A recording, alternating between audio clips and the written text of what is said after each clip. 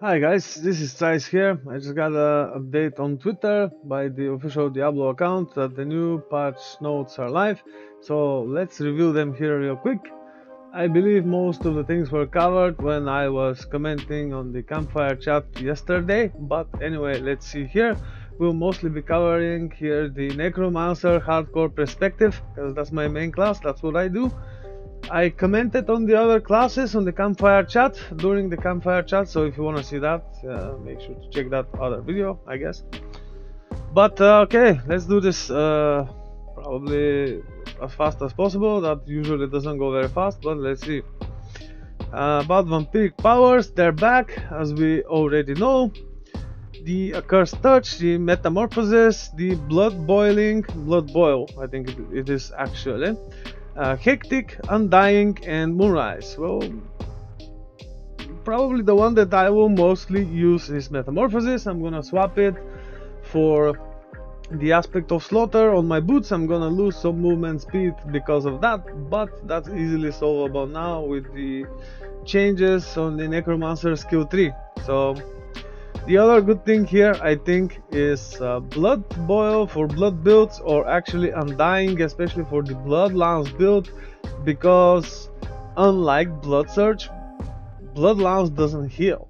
So if you want to use Untimely Death, which you probably should, blood builds just can't go without it. If you're using Untimely Death, probably on your gloves, because it's drop only, and best in slot gloves are easier to find compared to the rest of gear.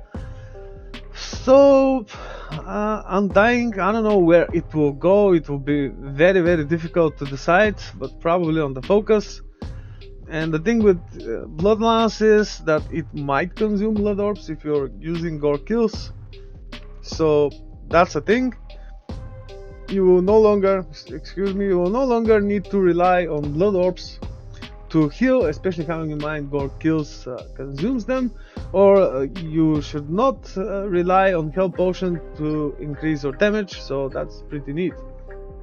I would not really like to comment much on the others, because they're not that great. Maybe. Blood boiling could be really cool for the close combat blood surge, I think, but the rest, maybe Moonrise for the that could be good for basic skill builds, for example with Bone Spirit. Of course, Bone Spirit I know is not a basic skill, but it does really well with the basic skill of the Bone basic skill, right? Bone Splinters, especially with the new aspects provided for Bone Spirit and this, so it's totally fine, I think. Also, it would be probably really good for leveling with that aspect. I forgot its name right now, but it grants more resource or more damage depending on how much resource you have, something like that. It is not drop only, you can get it, I think, from the aspects, so that's pretty good.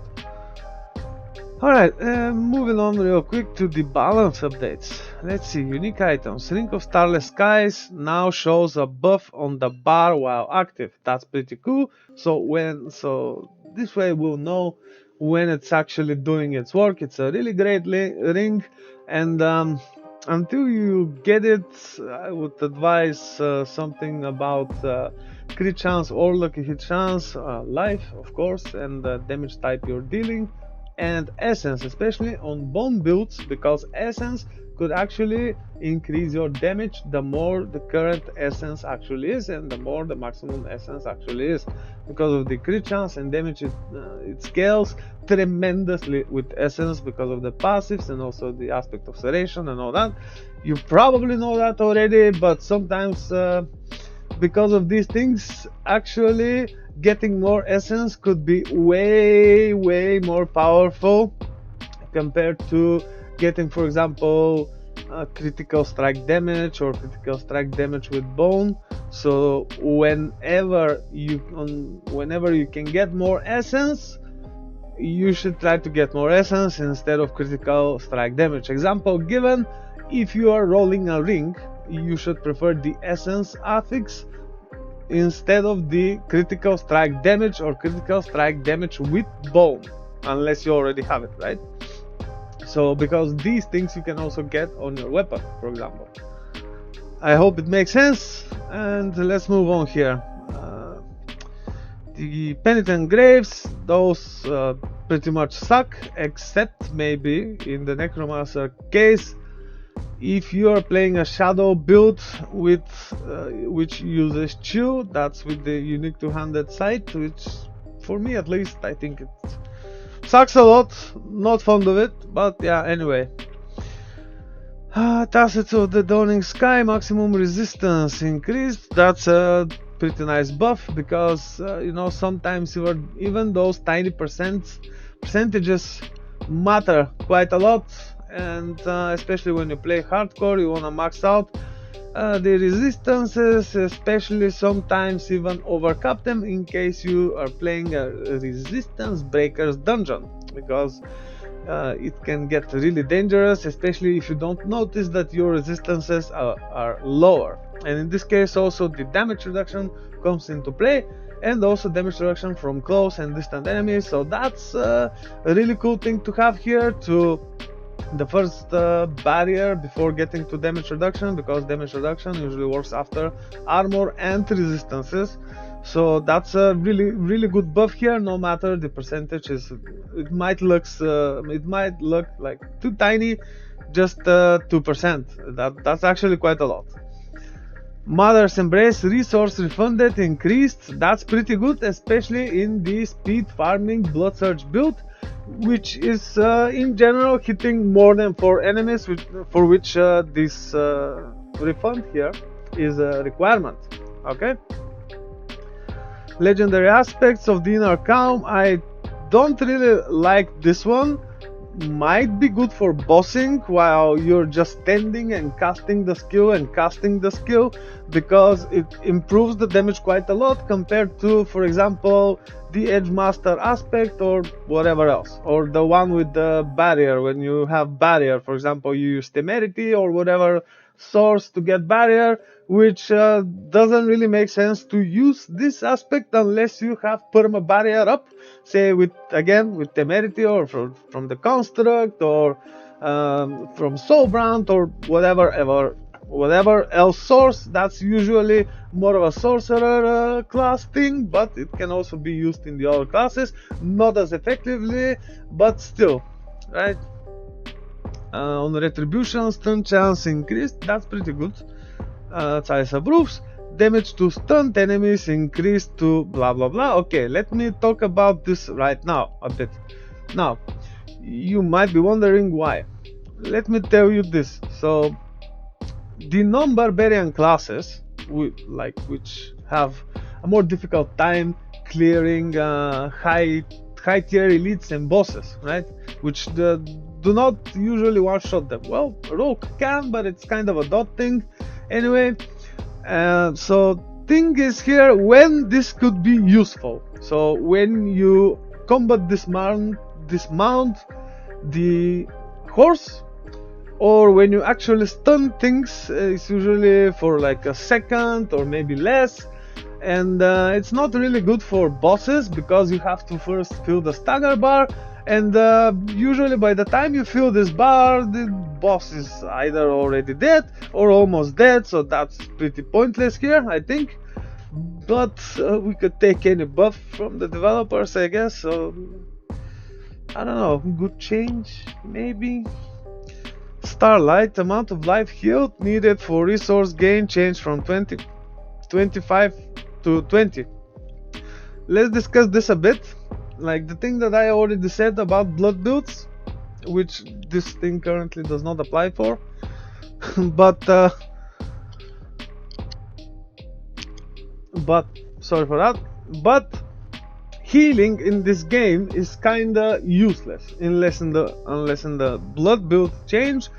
The blood builds of the necromancer, or dealing with extremely difficult content like the AOZ was, for example, when healing could actually come into play, especially if you have pretty much marked out defenses as much as possible.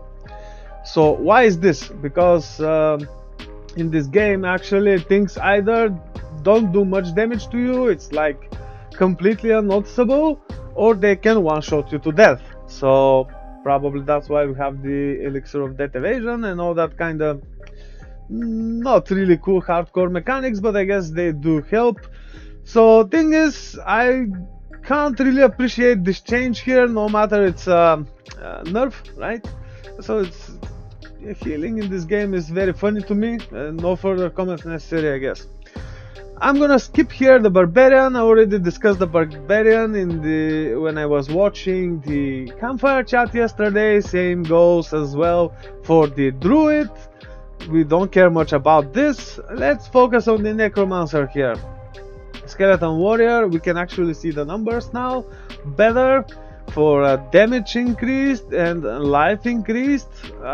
They didn't say if that's like additive or multiplicative, because that's actually the important part here, but I guess it's additive. For example, let's say they have the 100 life, which is, I know it's not the case, but just for the sake of argument, and now it's what, 110, right? Hope so, we'll see. Skeleton Reaper, same goes here, increase. They also mentioned that the Skeleton Reapers now actually do well with the corpse count that the 2-tip is saying in the Book of the Dead, so that's pretty cool right there. Skeleton Frost Mage, those are really cool for getting mana, I think, not mana, essence, right? When there was something about it. I'm not really fond of how minions work in this game, like I already explained yesterday, because you have to either focus too much on minions not dying or being strong enough to deliver the damage output, or you have to focus on your character to be strong enough to survive the hits it might take, no matter it's a minion build. And usually the minions would play your meat shield like in front of you, in this case bone shield or whatever, to take the hits, so you do not.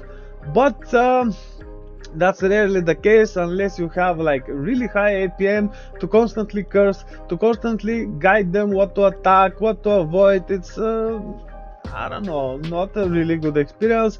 Maybe it might be a good experience for very highly skilled players, and even I'm not fond of it, like I said, in this game, so it's not really a thing for me for now. Maybe you could have fun on softcore with this, but I wouldn't really do minions. I don't know. Since they screwed up the minions after game launch, I don't really like them, but with all these changes, I might give them a try, just not sure yet. We'll see. Okay. Shadow Mage, damage increased, life increased, skeleton sacrifice mage, damage increased, life increased. That I will see how this goes. Patch is going live on March 5th, so there's still time. Alright. The problem now with these changes is that this patch will actually come with the gauntlets together, so we will not really have much time to go farm these aspects which are returning. They maybe should have done it earlier, or I don't know, we kind of have to be split between this and that until we find the best new stuff, like the ones which are returning. Anyway, let's move on. Golem, also the same thing, increased damage, life increase, that's good. Let's see about skills here. Blood Surge bonus per enemy drained reduced, that's pretty terrible right there, but Nova damage is increased. So in case you're wondering why Blood Surge is not good for single target, that's it. Because usually when there are more enemies, it drains their blood and deals more damage. That's the thing. So even if you've probably noticed this, if there are more enemies, the more the better, things die faster. You just walk around, push a button, screen dies. The screen deleted. Okay. Let's see what they have to say about this. Developer note. The goals of this change are to reduce the opportunity cost of using Blood Surge against fewer numbers of enemies. Yes, exactly, that's the thing. And in this case, actually, the Firefly Governing Stone helps a lot, especially with piercing and multi-shot tuning stones. So, in case you're playing Blood Surge and wondering how to deal with single target enemies, either use that, or you can also quick respect to blood lance on the fly. No matter you have all your Blood Surge equipment, if you have untimely death, it will deliver like millions of damage without any problem. So that's also a thing, right? Let's see. to reduce the opportunity cost of blood surge against fewer enemies, as well as probably they wanna fewer enemies, as well as increasing the overall power even in scenarios of hitting multiple enemies. Right, so probably this will be really powerful early on, and especially when gearing up for speed farming. That's pretty cool change. Now we should see the effect because the Nova damage is increased, no matter that the drained damage bonus from drained enemies is decreased. So I hope they did a good math here, like Blizzard math is not really a cool thing recently, especially the last half a year. They made a lot of basic math mistakes, but that probably happens when a lot of people are involved. Anyway, let's move on here. Supernatural blood surge damage bonus increased. Okay, that's actually pretty good here, but with this you get guaranteed overpower if I'm not mistaken, so that's pretty cool. Let's see, sever ongoing damage is increased. That in my opinion is not enough. It should be doubled, honestly, because sever is not as powerful as the other core skills of the Necromancer, and especially having in mind when the Reaper is returning, you're kind of forced basically to use the skill in close combat in order to take advantage of the returning Reaper damage. So we'll see how this plays. I already have a level 107 Necromancer, so it would be pretty easy to test. I'm using it with 6 glyphs. It has some mechanics to pay attention to. If you're interested in how I play it, I already have a built video on my channel. You might want to check that out. Let's see, enhanced sever damage increased from 40 to 75 of sever's initial damage.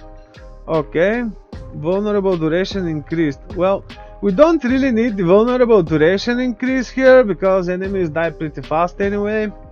What we need here is sever to actually make enemies vulnerable more frequently, because right now it's like every third time, and you have to heavily rely on other crowd control, especially corpse tendrils, to make enemies vulnerable. So let's see here. Or also the breaking tuning stone is a really good thing here. I'm using it on my sever build with what was it called, the darkness aboard the tuning stone or whatever it was. It also converts half of the damage of the Seneschal's governing stone to shadow damage. It can also proc shadow blight. It's pretty insane, so that's a thing to use there. Maybe that's why they didn't change it, because they found another way for us to deliver vulnerable.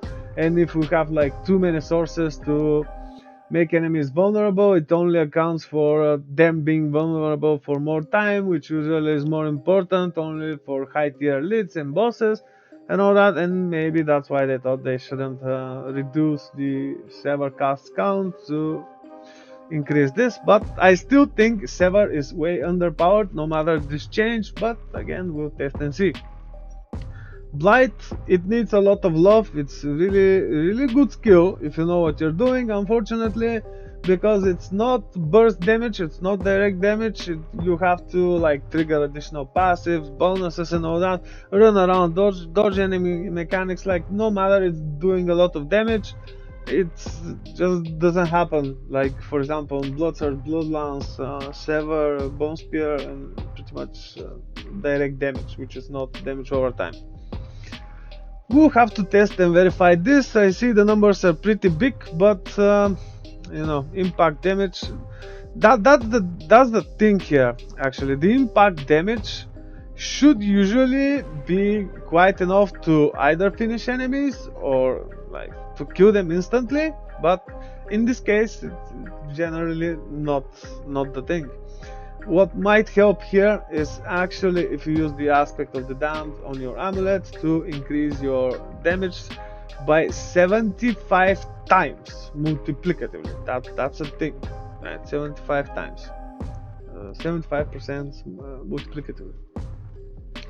Damage over time, yeah, this could also help with triggering Shadow Blight and what was it? Okay, never mind. It's just shadow builds, like in order to deal damage they have to activate too many things in order to be effective as the other builds. I already talked too much about this, let's move on.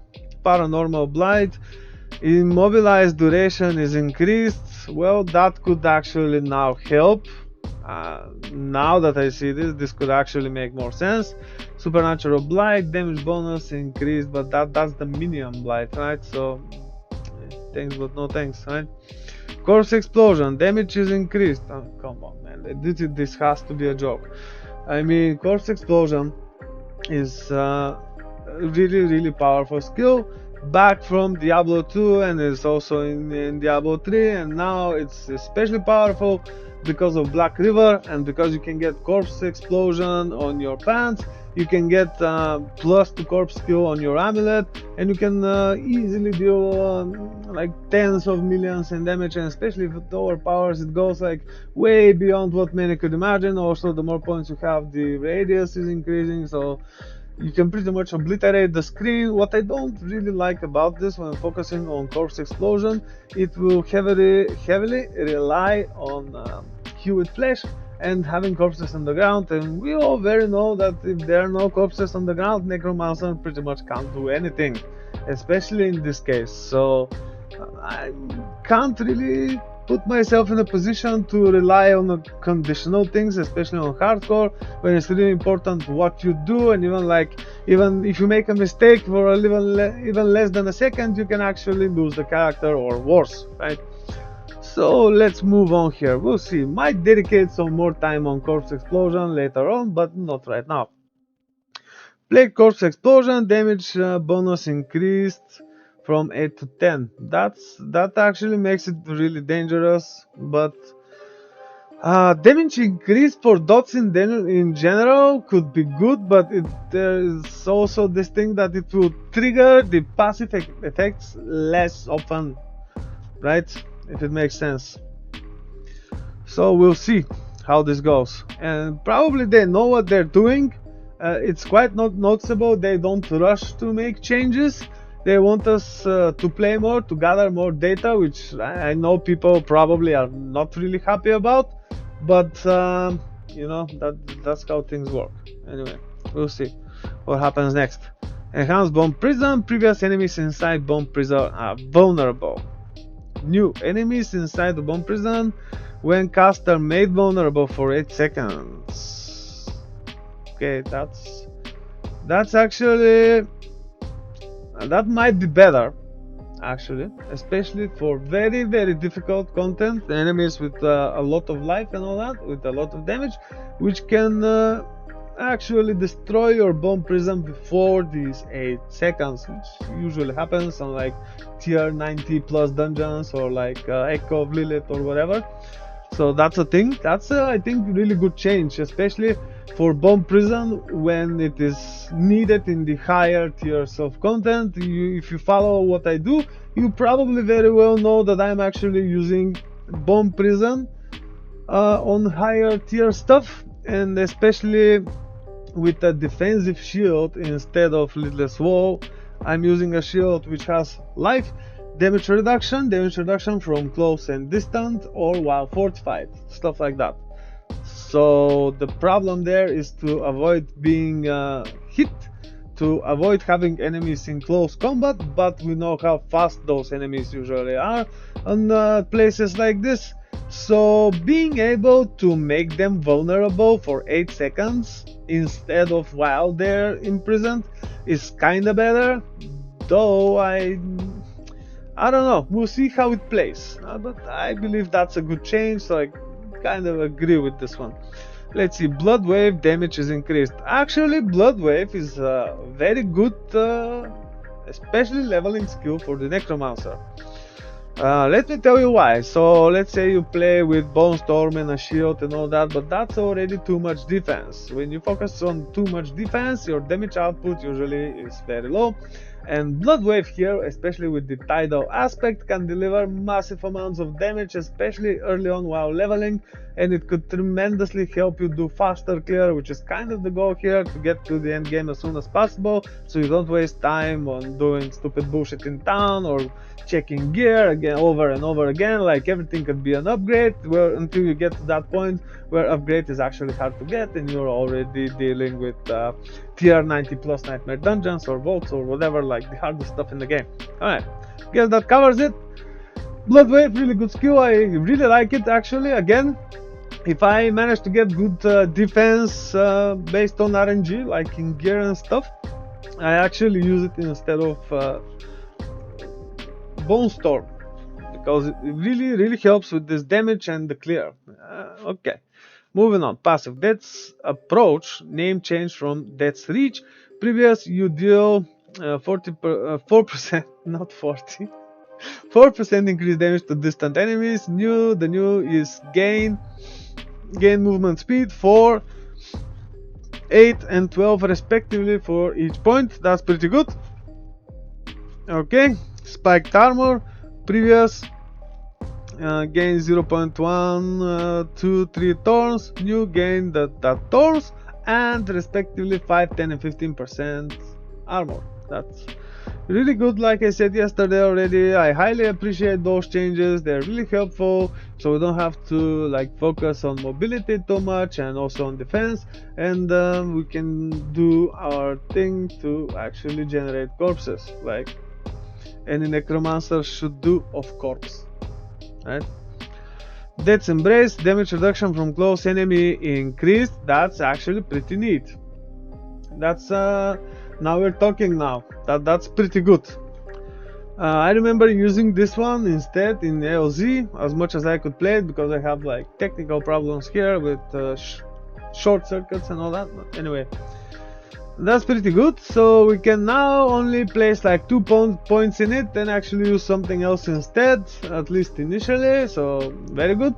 Or it can also help with defenses early on while we don't have good gear, especially now with this other change, especially for Blood Surge, which is close combat.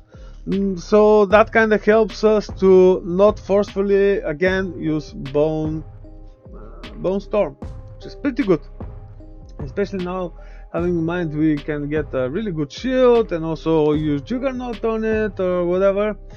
So that's pretty good change right there.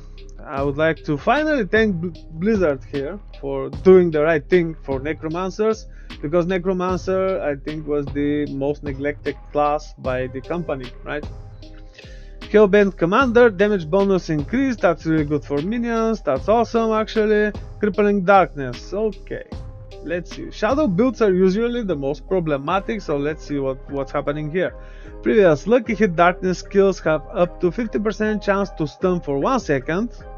Right? The new one is Lucky Hit Darkness skills have up to 15% chance to stun enemy for 1 to 3 seconds and deal shadow damage to them. Okay, but that's like 0.2. No matter the number, right? The important thing now is that you can trigger more stacks of Shadow Blight. So that's an insane change right there, right?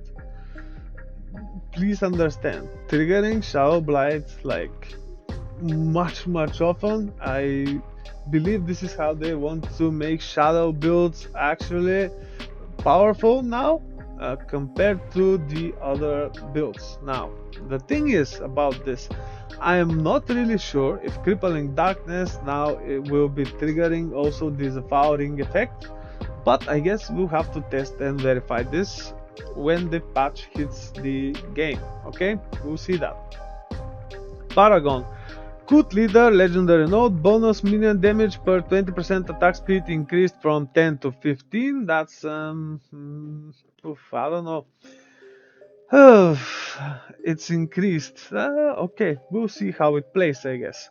Corporeal Grief, that's a massive change as far as I remember from yesterday.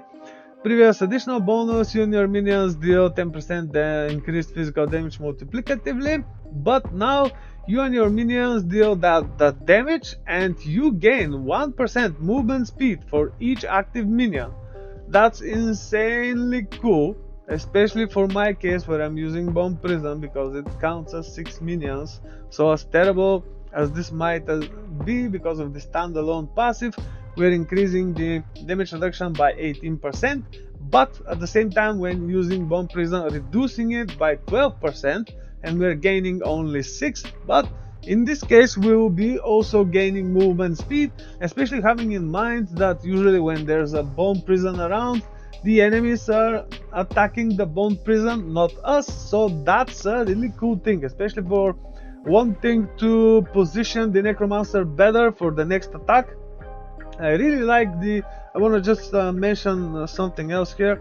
The best action RPG combat I have ever played is in Diablo 4. The systems in general, many things might still kind of suck in this game because they're like improving them and all that, but the combat has the best flow I have ever played.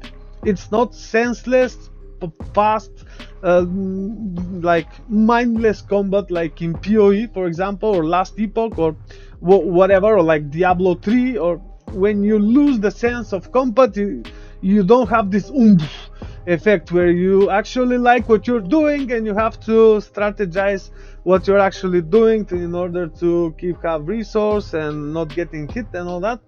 It's actually one of the best action RPG combats I have ever played, so looking forward to actually have this improved even more with new content, new aspects, expansions and all that. Probably no game would soon have better combat than this one, right? At least that's what I think. And no matter, I've said many bad things about this game in the past, that's something they did extremely well, and there's just no match on the market for it. Well, I guess 30 years in the business and more, they probably know what they're doing, right? Almost. Right? Okay, moving on. Legendary aspect of hardened bones. Let's see now what's happening here. Damage reduction also applies to the player addition to their minions. So that's the thing I was actually talking about earlier. You either have to focus too much on minions or too much on the Necromancer itself, and that kind of sucks actually making those minion builds. Now with this, I would definitely also make a minion build. Might not be right away after this video when I start playing and all that, but definitely I will revisit minions, especially having in mind all these changes. I definitely would like to see what minion builds are now capable of. Let's see what else. Bloodbait aspect. Damage of blood search echoes change from 50 less damage to 10 up to 30%. Okay, that's, I know it's quite a lot. What I'm doing right now, like I previously said, to make my Necromancer, the Blood Search Necromancer, really powerful, I am using the Shaco and the Doombringer. As funny it may sound, the more life you have on a blood build, the more damage you can deliver. So now with this, I definitely want to test it right away. Probably after this video I'm gonna like schedule a stream and go what the fuck am I talking about, right? It hits on March 5th. So anyway, looking forward to seeing this change. Let's move on here real quick. I'm skipping Sorcerer. Already talked about Sorcerer. Already talked about a Rogue, and especially having in mind, guys, my main class is not, it is only Necromancer. I played the other classes. I have Platinum Trophy for the game, 100% it on Xbox, so I could also talk extensively about the other classes. They're just not my thing, and if you're here, you probably already know we'll be mostly playing Necromancer on this channel, and the rest are not really my thing, right? So let's move on. Let's see what they did with this Inertial Construct here. Developers note, we want this Inertial to feel strong. Haha, right. But there are certain powers that are overperforming. Yep, actually that's true. Tempest, for example. Let's see. Additionally, there are a couple of unintended interactions that are being addressed. They already talked about this yesterday, I think, to some extent, but let's see actually the tiny details, right? Because that's what's important here. And actually that's why I don't do like too long don't read or don't watch videos, because there's just no way I manage to express the important stuff in such a video, because you know why? Everything is actually important. It's not, this aspect is more important than the other aspect. Like usually the one can go without the other, and omitting things which might seem not important will probably result in not a very well informed player to make adequate and fast decisions. So that's why we are doing this thing right here, right now, okay? I know it might be time wasting, but it's actually not. It's quite worth it if you think about it just for more than 2 seconds, okay? Poison support.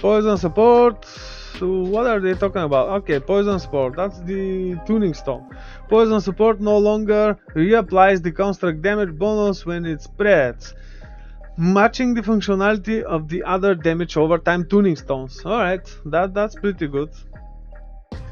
It was obviously OP then in that case. Bleeding support, bonus bleeding damage is reduced, probably really powerful, especially with Barbarian, right? Burning support, bonus critical strike damage is reduced, bonus critical strike damage per skill rank is reduced. I guess that's more of a sorcerer thing, because they're really good with fire and burning and whatever. I highly doubt, maybe also for Barbarian that could work, but we'll see. Tempest no longer gains bonus damage and duration when it's reapplied or when it spreads. Okay, what I'm actually using Tempest is for something completely different, so I don't know, like the important thing is like breaking, tuning stone and stuff like that, or maybe barrier or whatever, okay? Moving on. User interface and user experience, those are kind of usually not very important things, but let's see what they're about anyway. Players' equipped skills are now displayed in their profile. Okay, that's pretty neat. Actually, they probably did this because of the gauntlet, because when you go to check ranks and people's profiles who actually made them public, like you can make them private, so you can actually see what skills they are using. Unfortunately, those profiles don't really show you the skill tree. Don't really show you the skill tree and the Paragon board, which is a very important aspect of the game and the character itself. So, based on what they're using on their gear, on their skills, you have to guess, unless they're someone like me who always does this publicly and is always open to discuss what they're doing, right? We'll see how it goes. Let me tell you what kind of problem actually this might produce here. Let's say someone doesn't want to level a second character to have a different build on it, but being able to modify it quickly might result in sometimes this showing different things. So for example, I usually don't do 2 blood builds, because I can easily convert my speed farmer blood surge build to a boss killer with blood lance. I just have to swap the gloves, so I have blood lance on my gloves. I have to swap the weapon to have gore kills instead of blood bathe, and I also sometimes swap the pants to use the breeches, and sometimes also swap the amulet to use the banished lord's amulet. And the thing is, with this change you can pretty much have and also like respect blood surge to blood lance, of course. And in this case you have the same build with the same Book of the Dead, the same Paragon, almost the same gear, just a few points respect on the passive, on the skill tree.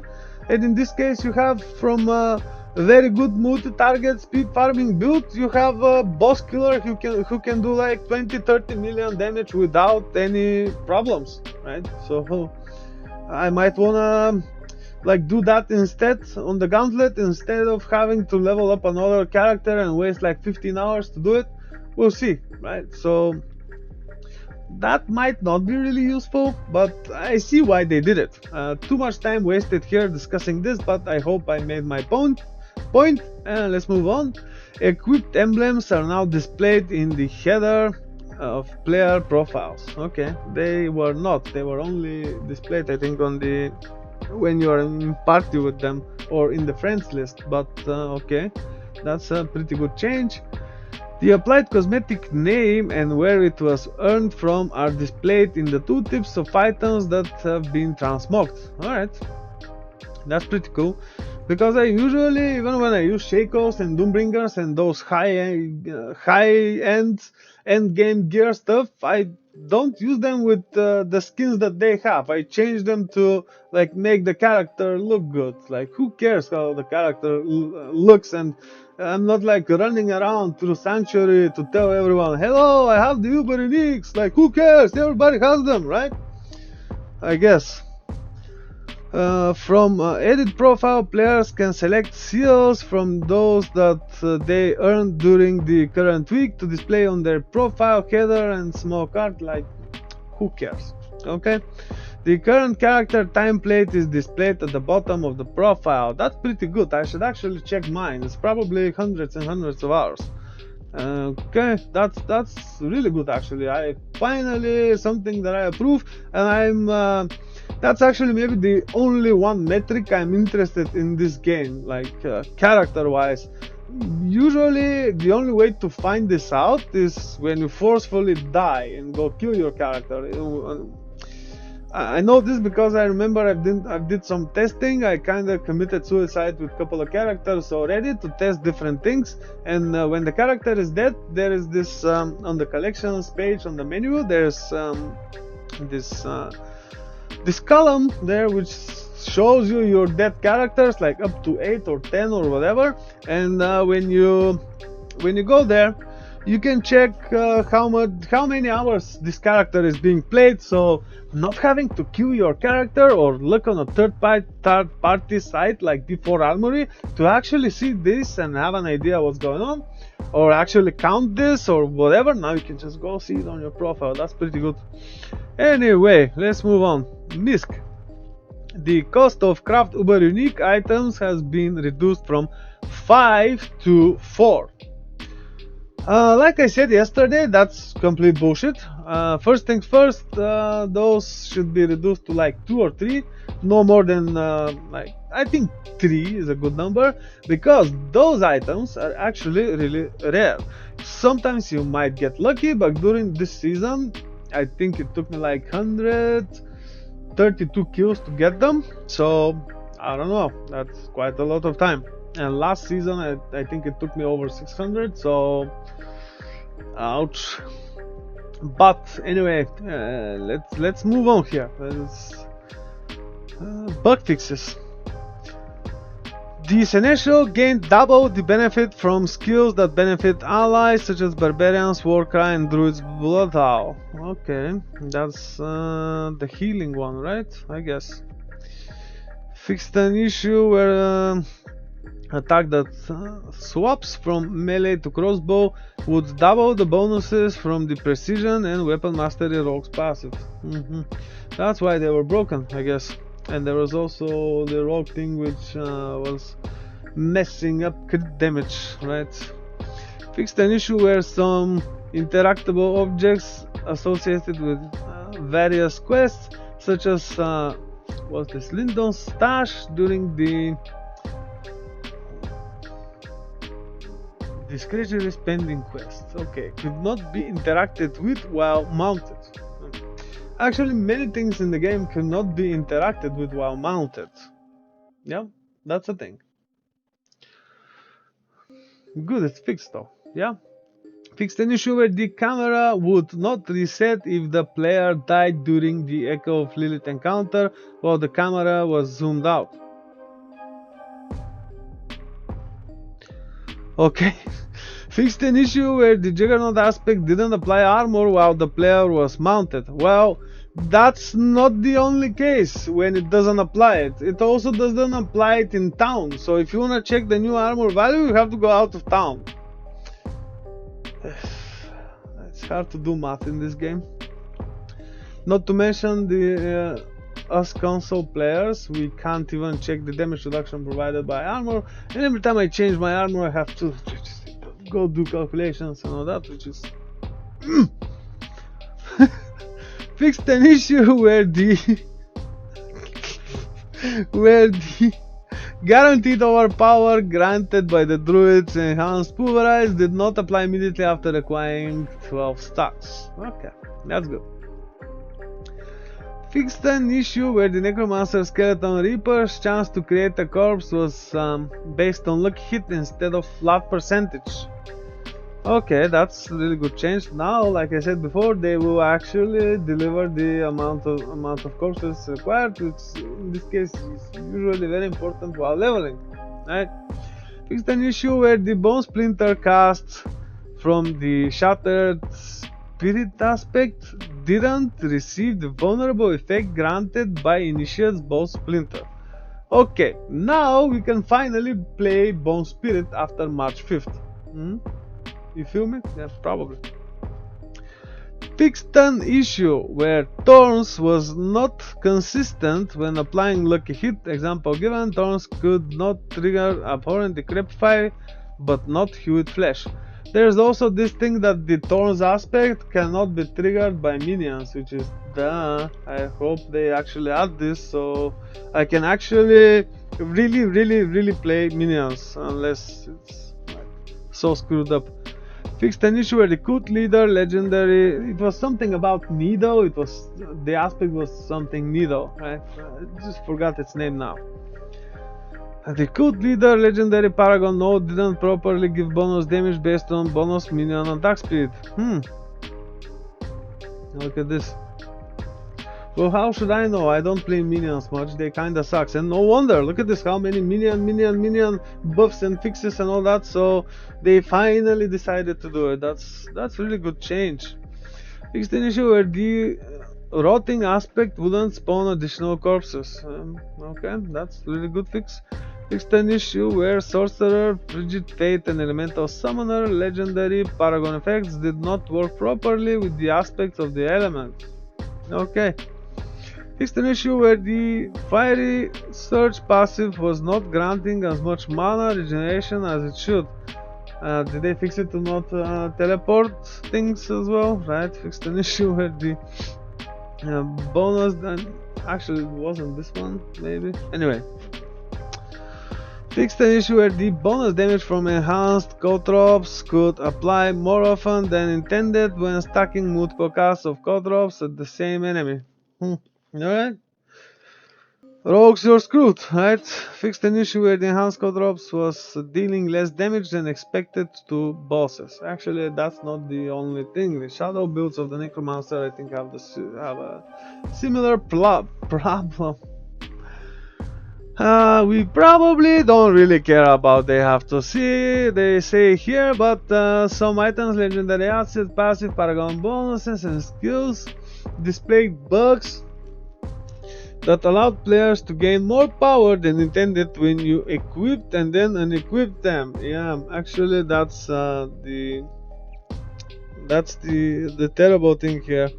We believe these interactions lead to a worse experience for all players, yeah, as it creates stigma that these bugs must be exploited to reach new levels of power.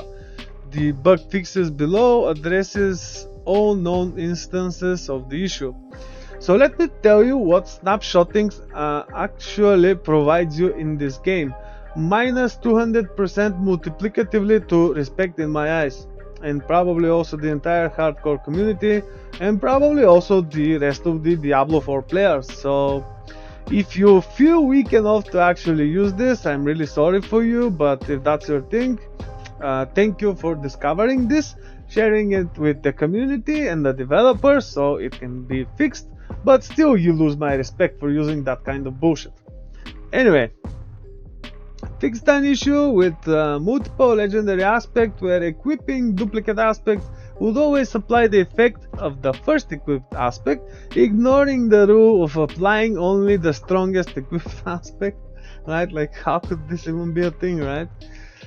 Fixed an issue where unlearning there's mastery with the mage lord's aspect equipped would cause the effect of there's mastery to remain active. Fixed an issue where the power that grants a bonus stat based on another stat would not readjust after the temporary bonus wore off. Yeah, it's always fun to read those things if you decide to spend time on it at all. User interface and user experience. Okay, that we are going to the end, guys. I know it's like too long of a video already, but many things have to be said, and let's read those final stuff and comment on them real quick. Fixed an issue where editing your profile could also trigger the prompt for adding a friend. I don't think I actually ever had this. The only thing I usually change on my profile is my title. All my characters go with the title The Doom for a specific reason. So I don't know, right? That's all. Fixed an issue where the description for enhanced caltrops was missing the damage cap. Okay. Misk fixed an issue where he downed the quest giver NPC for Guardians of the Pit. Oops. Sorry. Would disappear while Helltide was active in the area. Okay, that's a good one. Okay. Various performance, UI, visual, and stability improvements. Those are like usually too minor to mention, but I know I always wanted to see those. Anyway, let's wrap it up real quick. I think those are really good changes, and I'm totally looking forward to playing this patch on March 5th. Was it not? Yep, March 5th, they say. So yeah, I guess folks, nothing else to add here. Hope you enjoyed this. Let me know in the comments below what you think about this new patch, and I'll see you on the next one. Take care.